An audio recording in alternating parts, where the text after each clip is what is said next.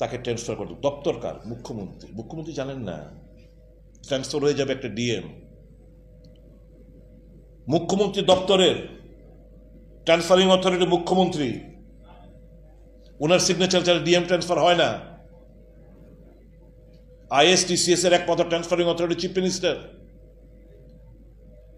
এই যে বিচার চ্যালেঞ্জ, সাধারণ মানুষের হয়ে তদন্ত করা, প্রয়োজনীয় ব্যবস্থা নেওয়া, এবং বললেন যে তুমি এই জিনিসটা যদি এরা জেনে যায়, মানে এই যে ল্যান্ড মাফিয়া এবং অফিসাররা, তাহলে কিন্তু এই সমস্ত নথি, তার মানে যারা এই সমস্ত কারসাজি করে তারা এখানে বসে রয়েছে আজকে তারিখ অব্দি, লেখার পরেও এই যে দুটো নাম এখানে উল্লেখ করা হয়েছে, দে আর স্টিল ইন দ্যাট চেয়ার। এটা তো রাজনৈতিক ব্যক্তিত্ব, ডিএম তো রাজনৈতিক ব্যক্তি হিসেবে এখানে সরকার গোচরে আনেনি,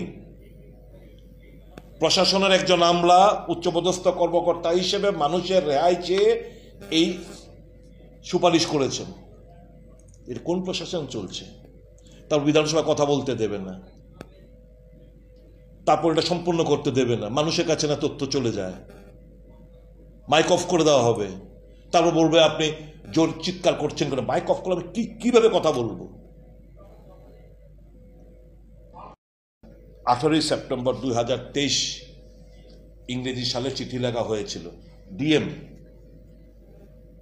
12 অক্টোবর, তার মানে এদিক দিয়ে 18, 12 দিন, 22 দিনের মাধ্যমে উনি জয়েন করছেন এখানে 12 তারিখ, 12ই অক্টোবর। তাই না ওনার সাইনবোর্ডের মধ্যে লেখা আছে যে বর্তমান যিনি ডিএম আমাদের ওয়েস্টে, উনি আগে ছিলেন ওখানকার সিপাহীজলার ডিএম।